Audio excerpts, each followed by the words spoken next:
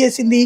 దేశవ్యాప్తంగా ఎన్ఐఏ ఆధ్వర్యంలో విచారణతో పాటు దేశవ్యాప్తంగా నక్సల్స్ వ్యతిరేక విభాగాలను ఏర్పాటు చేసి అనుసంధానం కేంద్రం డైరెక్ట్గా చేసి అప్పుడు నక్సలిజం అంతమే వాళ్ళ సాధ్యమవుతుంది. అట్లాగే డ్రగ్స్ అంతానికి కూడా దేశవ్యాప్త నెట్వర్క్ అంటే రాష్ట్ర పోలీసులే ఉంటారు, మానిటరింగ్ కేంద్రం నుండి చేస్తుంది. కాబట్టి వాళ్ళ దగ్గరకు ఉన్న సమాచారాలు వీళ్ళకిచ్చి ఎక్కడ చేయాలి ఏంటి, లేకపోతే ఎక్కడో అతని ఫామ్ హౌస్లోనే జరుగుతున్న మీటింగులో ఇది అని ఎవరు చెప్తారు?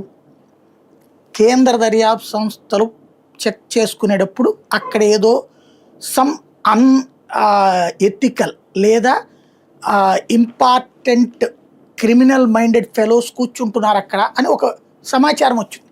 అక్కడ ఢిల్లీకి సంబంధించిన రియల్ ఎస్టేట్ వ్యాపారి, అట్లాగే కర్ణాటకకు సంబంధించినటువంటి లాయర్, ఇలాంటి వాళ్ళందరూ కూర్చుంటున్నారు అక్కడ. దాంతోపాటు డ్రగ్స్ కూడా కొన్నారు, హిమాచల్ ప్రదేశ్ నుంచి తీసుకుని వచ్చారు.